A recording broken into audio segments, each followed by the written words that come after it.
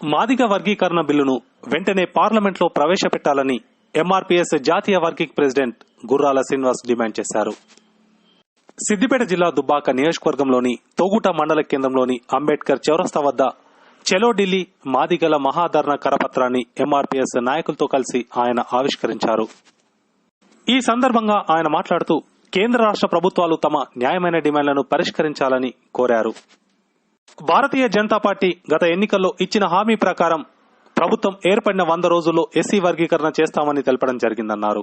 ఇచ్చిన మాట ప్రకారం వెంటనే వర్గీకరణ బిల్లును పార్లమెంట్లో ప్రవేశపెట్టి మాట నిలుపుకోవాలని డిమాండ్ చేశారు. మరి ముద్రాజులుగా రెడ్డిలుగా సమాజంలో అనసబడ్డ అన్ని వర్గాల వారు కూడా దీని యొక్క దండోర ఉద్యమాన్ని సామర్థ్యించి మద్దతు తెలిపిన సంగతి సమాజంలో అందరికీ తెలిసిందే.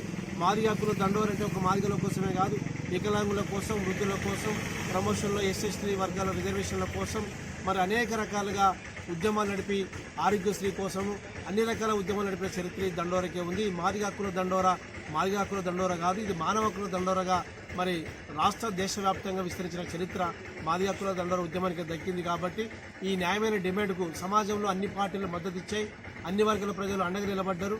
అలాంటి దండోర ఉద్యమానికి ఆగస్టు 9 తారీఖు నాడు మరి పార్లమెంటులో మరి బిల్లు ప్రవేశపెట్టాలని డిమాండ్ చేస్తూ ఢిల్లీలో జంతర్ మంతర్ దగ్గర ధర్నా కార్యక్రమం నిర్వహిస్తా ఉన్నాము. అట్టి సభకు సిద్దిపేట జిల్లా నలుమూలల నుండి కార్యకర్తలు, ఉద్యమ నాయకులు, అభిమానులు కలిసి వచ్చి జయప్రదం చేయవలసిందిగా ఈ సందర్భంగా మేము విజ్ఞప్తి చేస్తున్నాం.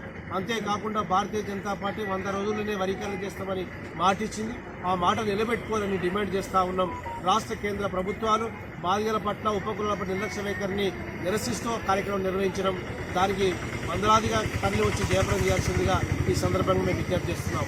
జై భీమ్.